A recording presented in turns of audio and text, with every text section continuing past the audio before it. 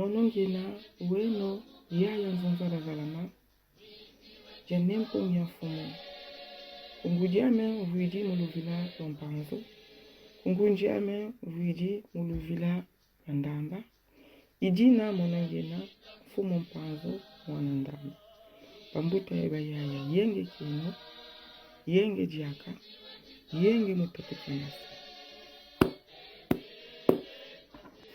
Congo Dieto 770, publié le 28 mai 2012 à Kinshasa, le 29 mai 2012 plutôt, à Kinshasa par Némoine Nsemi Longia Congo.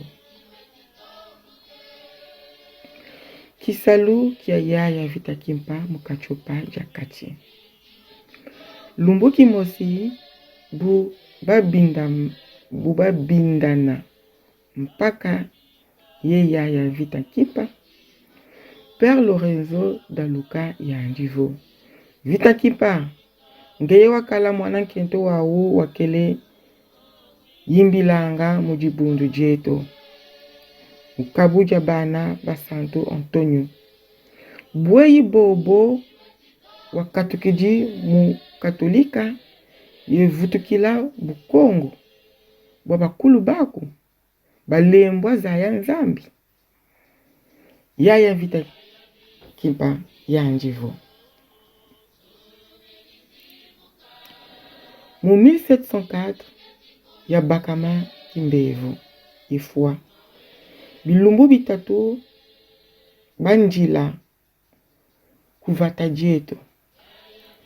Ntangu yoyo mono ya vaika mukinsuni kiame ye kwenda mzaya kimpeve mu batambula kwa ba mahaba bamwela Kongo bambieka ye kumvana Kisalu momo ma yawa kwa ba mahaba bamwela Kongo ka made dakana kutuko ma monsono ye malongi makaka madibundu jeno idina bu ya futumuka mubafua bayanchika longa kaka bukongo yesala Kisalu kibantuma kwa bamaaba bamwela Kongo.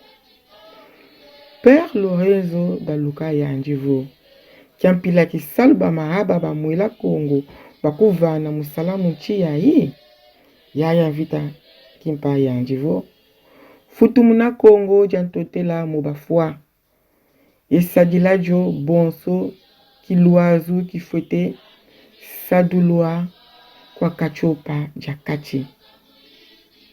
Car lorsque la tempête de Tandu Chimaza, ère du verseau, viendra effacer tout le désordre que les Européens marchands d'esclaves sont en train de s'aimer actuellement en Afrique, il n'y aura qu'un seul pays qui va survivre en Afrique centrale. Ce pays, cette confédération, c'est le Kimvuka Kiantimansi, l'Union de Ntimansi, le cœur de l'Afrique ou l'Afrique centrale, composé de 24 États autonomes de dimension moyenne.